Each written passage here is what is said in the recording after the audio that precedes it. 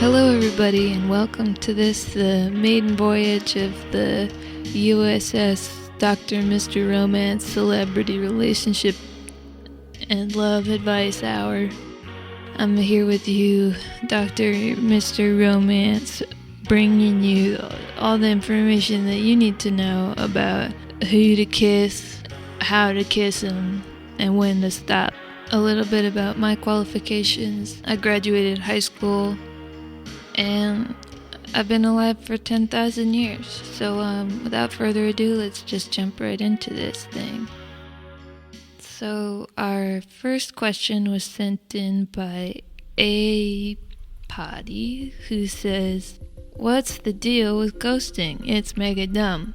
Ghosting is a very popular subject of conversation among millennials who are actually now old people. It's a word for old people. Clearly it sucks. There is some good news here. You are actually better off being ghosted by a ghoster because they're not actually people. They're little tiny babies, and if you get into a relationship with them, you're suddenly on like a constant milk quest, and you have to source different kinds of milks. Maybe they have an allergy and you have to change their dirty diapers all the time. So keep on ghosting, you little ghosties. I got a question here from Mist and Riven. They say, "I'm 23. I want to start dating girls older than me. How? Advice? I don't want to be treated like a baby anymore."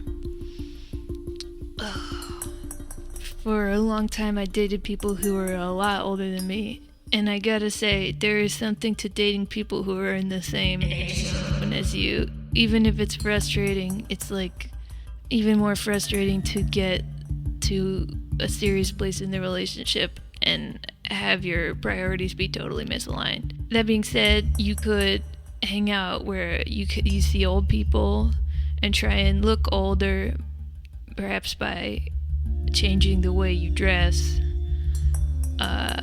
getting into fiber cereals, and learning how to do your taxes really good. Here's one from Snurt Porin who asks, "I got a whopper for you, Mr. Romance. What does unconditional love mean to you?" Unconditional love is a state of grace bestowed upon us by a higher power, whereby we are able to see the humanity in people who are behaving very badly. That doesn't mean we forgive them for their transgressions, but it does mean that we hold space for them to change. And it's not something that you can have for everybody. Stripey the trash friend asks, "What's your approach to dating?"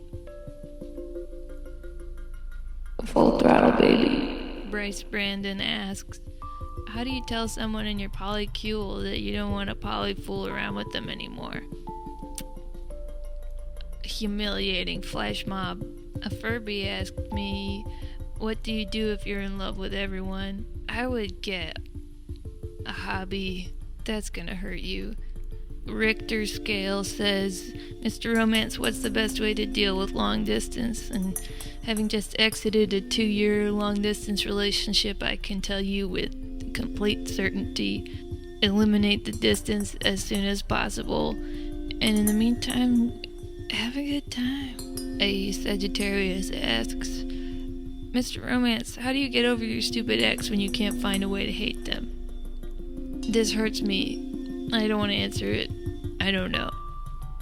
Just kidding. You have to grieve for the good relationship that you had, and it hurts a lot. And I'm gonna get through it really fast, so it's not gonna be a problem for me. So see you on the other side.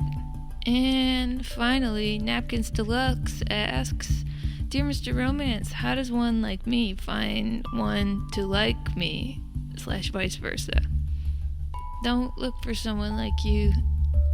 You get into relationships with people to grow, so if you find somebody who's already the same, you're not going to do very much growing. So maybe to find someone cool, chill to date, try doing something you don't normally do. Go out of the house. Get into fiber cereals, and get really good at doing your taxes. Okay, everyone, that's all the time I have for today. Tune in next year for the next installment, and remember, you will die alone.